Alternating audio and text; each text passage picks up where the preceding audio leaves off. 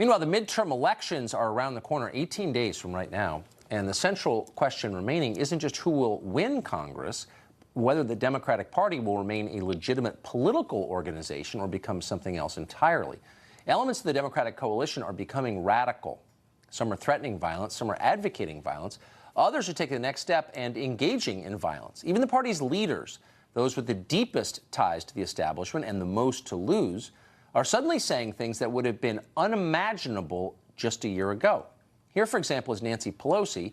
Watch her explain that people will be hurt in order to achieve the Democratic Party's goals, and that's okay.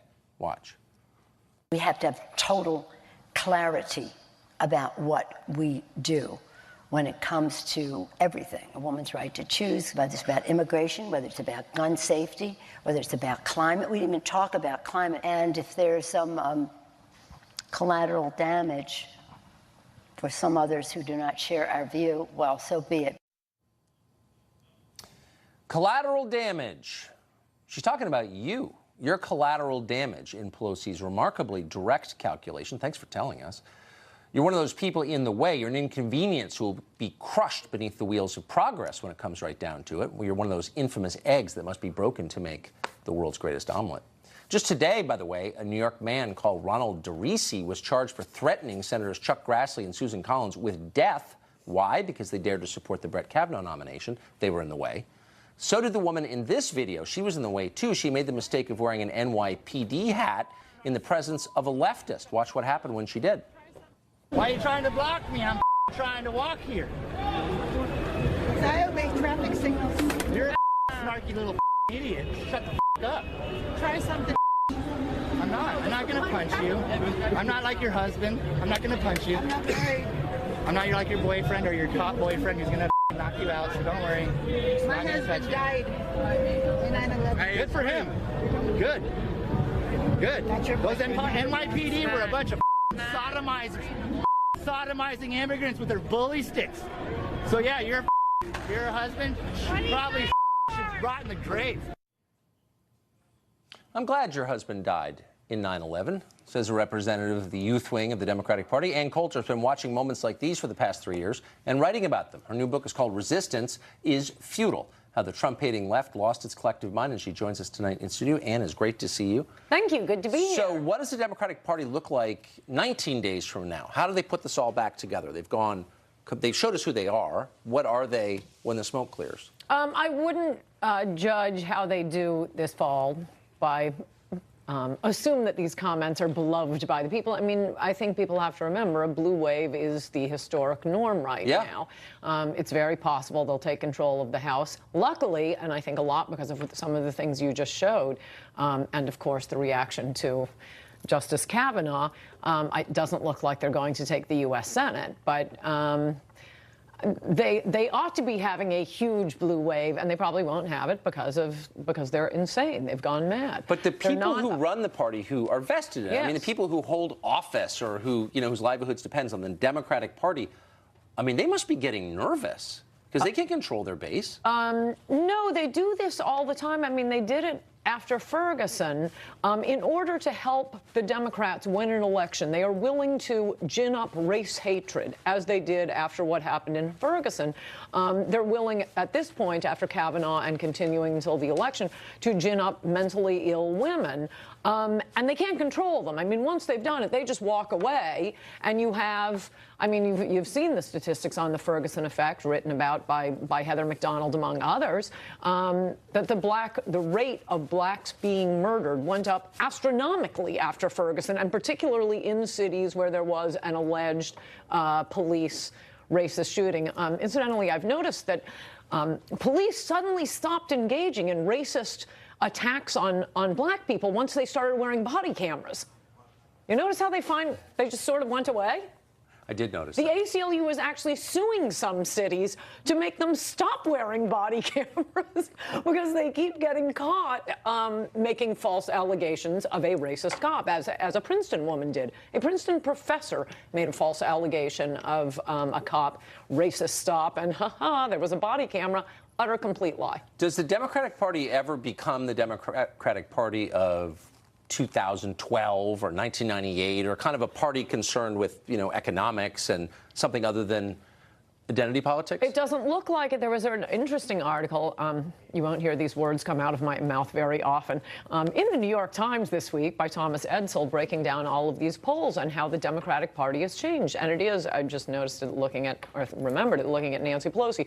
White liberal women have just gone off the charts on left-wing craziness, and it has nothing to do with economics. The Democratic Party, as some of us kind of noticed during the Clinton era, that was when began during the Clinton era, just abandon the working class, abandon the flyover people. It is pedal to the metal on identity politics and the yuppie lifestyle. It's basically the moms party in of Marin and Georgetown. Yuppies and welfare recipients. That's the modern Democratic Party. That's never been put more crisply or truly. Ann Coulter. Thank you. Resistance is Futile is her excellent book. Thank you.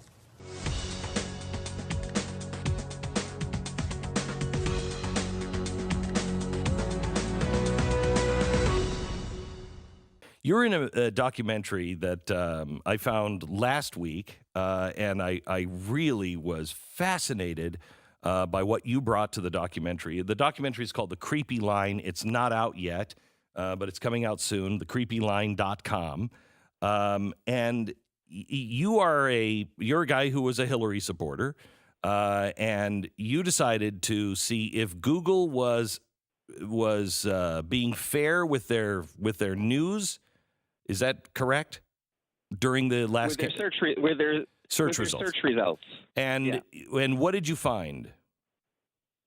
Well, I had already found years before that. I'd been studying search results, and I had already found that when search results favor one candidate or one cause, for that matter, that shifts opinions and it shifts votes, and I mean dramatically so. It can shift voting preferences among undecided voters by 20% or more easily, and by up to 80% in some demographic groups. Okay, so wait.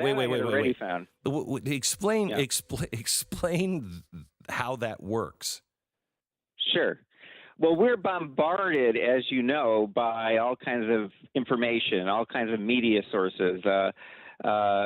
People ranting and raving on the radio and television and newspapers and magazines. Mm-hmm. All that stuff is competitive, and people are very wary about it.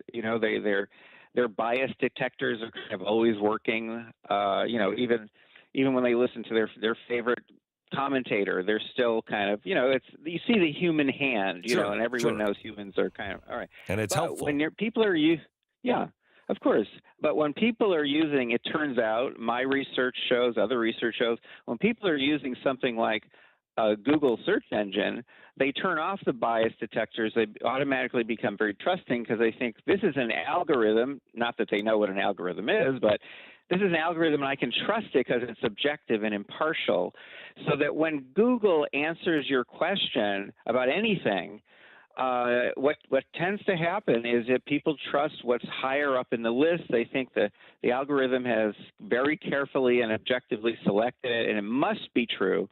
So if you favor one candidate or one cause or one company or whatever it may be, one product, in search results, people tend to believe what's ever closest to the top. And what I showed in a series of randomized controlled experiments that we've now done with 4 national elections involving more than 10,000 people, I've shown over and over and over and over again that by favoring one candidate, you can shift, in a country like ours, millions of votes with no one having the slightest idea that they are being manipulated, and without leaving a paper trail for authorities to track. So that is scary. It is. You lay this out in the creepy line about how Google has really stripped itself of all ads and everything else, so it looks totally clean and neutral and without an agenda. And then how they have, when you first did it, I think one of the tests you did it where you were clear with an agenda. Then you added one that might go in the other direction, and then you added 2 search results. that would go in the other direction. And you got it to a point to where Google is, to where you don't have any idea you're being manipulated. Correct. You have absolutely no idea. So when we did this in a national study in the U.S., almost no one was aware that they were seeing biased or search results that favor one candidate. This really creepy thing there was that the very, very few people who could spot the bias, they shifted even farther in the direction of the bias. So, being able to spot the bias does not protect you. We did a big national study in India right in the middle of their election there in 2014. 99.5% of people in the study could see no bias whatsoever. They couldn't see the favoritism. And yet we're still getting these big shifts in their voting preferences. So, this is unprecedented in human history. This is an ability to shift people's thinking and behavior worldwide. It's not just in the U.S. because Google is used for 90% of all searches conducted throughout the world. And in other words, they have the ability to shift people's thinking, behavior, votes, purchases, attitudes, beliefs around the world. They are doing so 24/7 without people knowing and without leaving a paper trail. Because when you're showing someone's search results, that's not like a news story that just stays there for people to look at. It's generated just for you on the fly at that moment, disappears, gone forever, stored nowhere.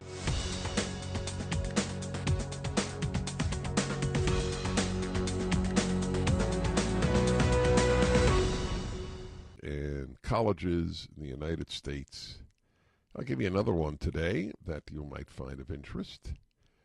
That comes from the University of Mississippi. You must understand, academia is the same everywhere. There is no difference between the University of Mississippi, for all intents and purposes, and Yale, which is been totally ruined, or nearly totally ruined. And here is the University of Mississippi story from the Washington Times. Professor calls for harassing Republicans at restaurants sticking fingers in their salads. The professor, you will be shocked, of sociology, a discipline that has been raped by the left. Well, so has English, and so has so many others. The University of Mississippi has condemned a tweet by a faculty member that called on activists to abandon civility and harass Republican senators in public. Don't just interrupt the senator's meal, y'all, James Thomas, an assistant professor of sociology, tweeted from his @InsurgentProf account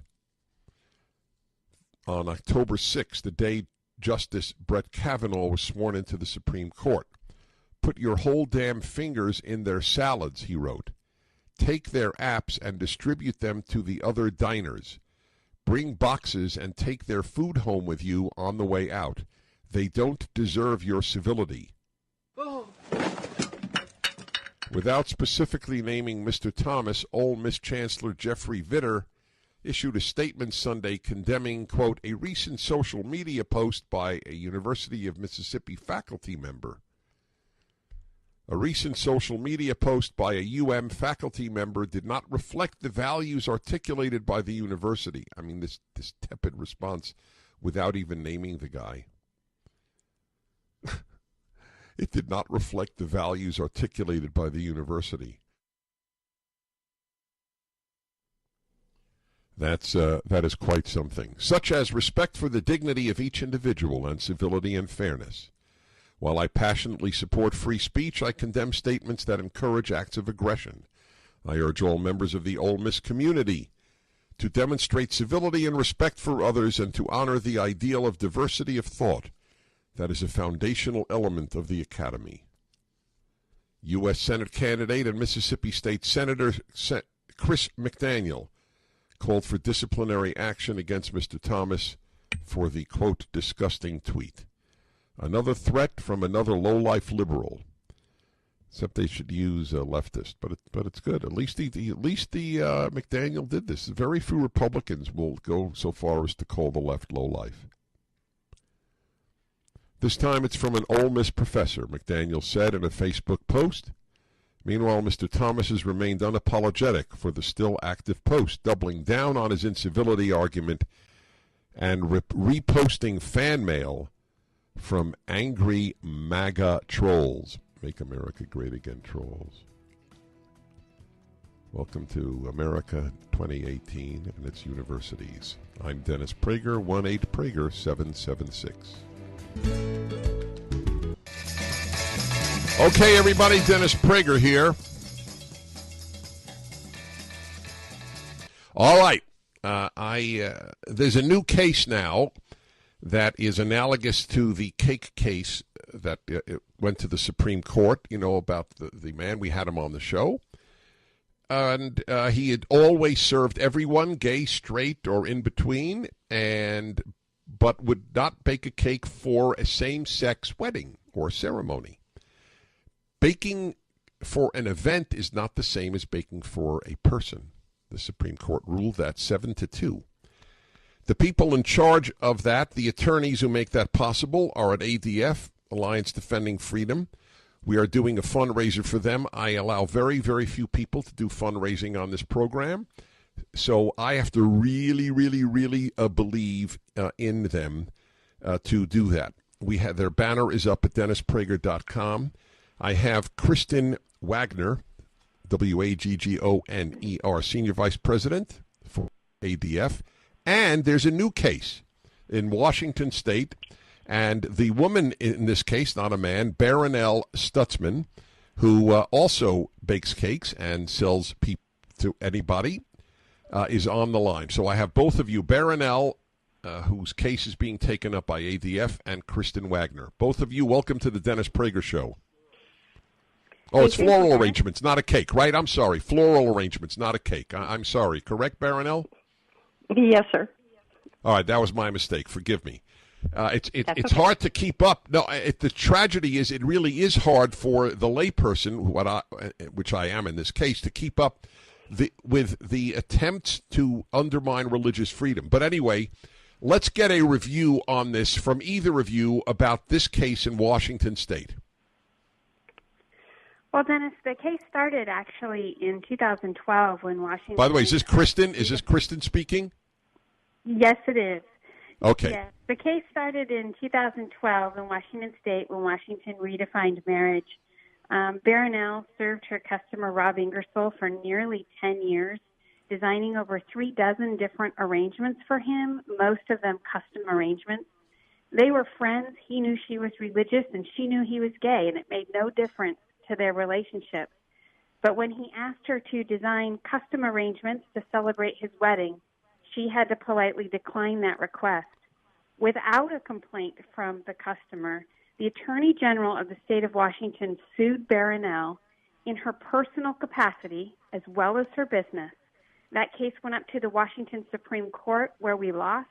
We took it up to the U.S. Supreme Court, and the court told the Washington Supreme Court to reconsider Baronelle's case in light of our win in Masterpiece Cake Shop. When did that happen?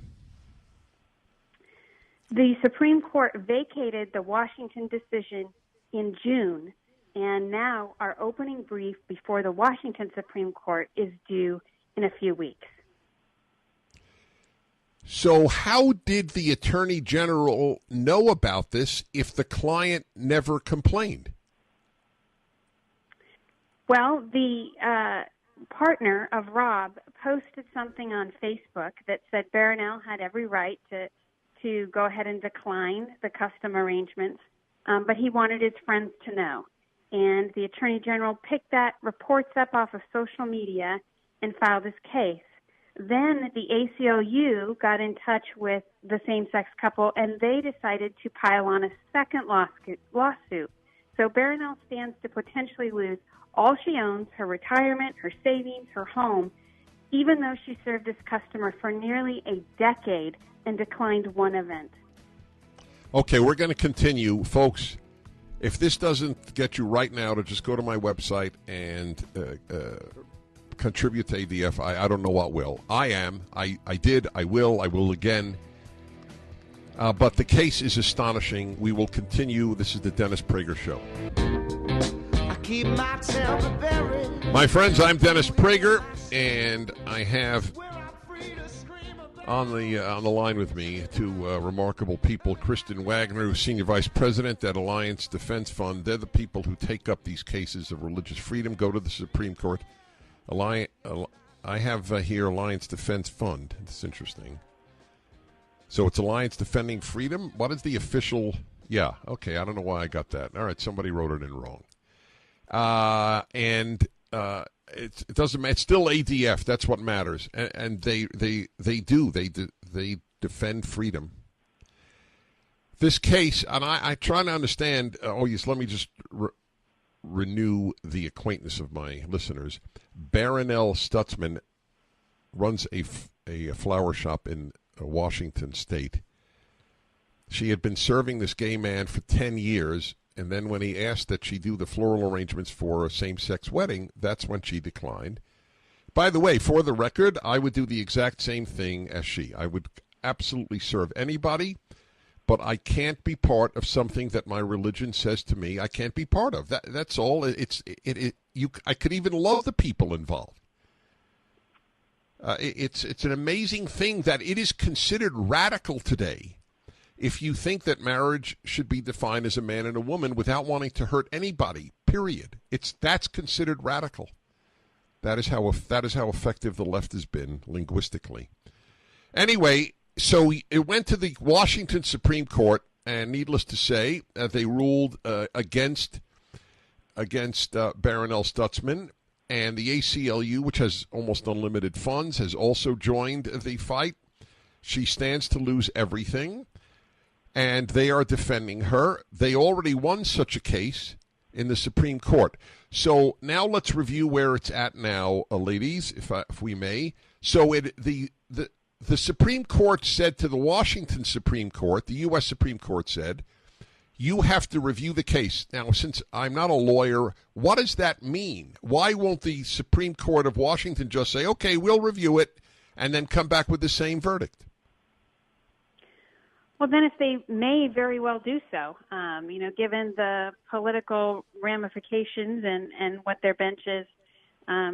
We lost 9-0. So I don't know what they'll do, but I do know that the U.S. Supreme Court told them that they need to consider the case again anew in light of Masterpiece. The hostility that the Attorney General's office has expressed towards Baronelle, the double standard that it is applied in Washington, and the fact that, frankly, the Constitution, the First Amendment, protects Baronelle's right not to create messages or art that conflicts with her convictions. So regardless of what the Washington court does, we have confidence that in the end, Baronelle will win if we keep pressing forward, even if that means we go again before the United States Supreme Court. Right. So how does the Washington Supreme Court, by the way, 9-0 is depressing, just depressing. I mean, it shows you how the left owns Washington State.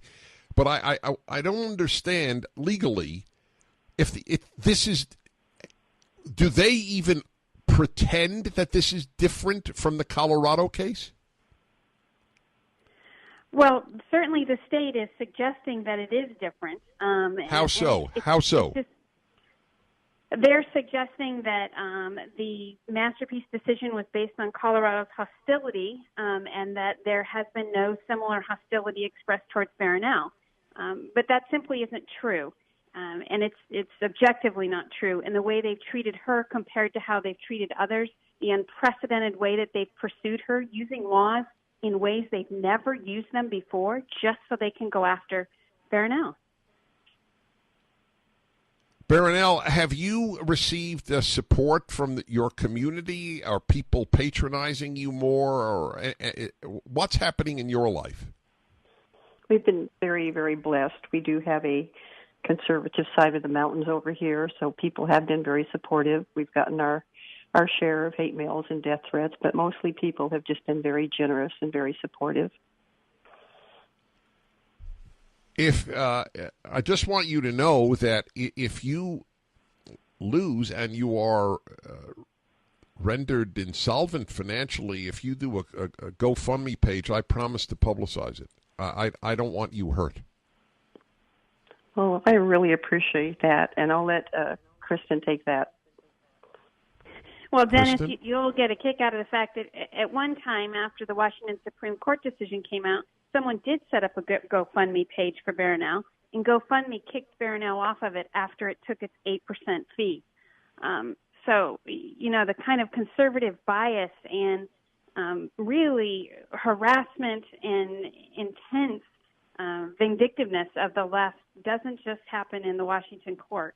We're seeing it in other areas as well. Well, they're meaner. Look, I've said this, and I've known it since college. Leftists are mean. Liberals are not. They're just foolish. But leftists are mean. And I mean it literally.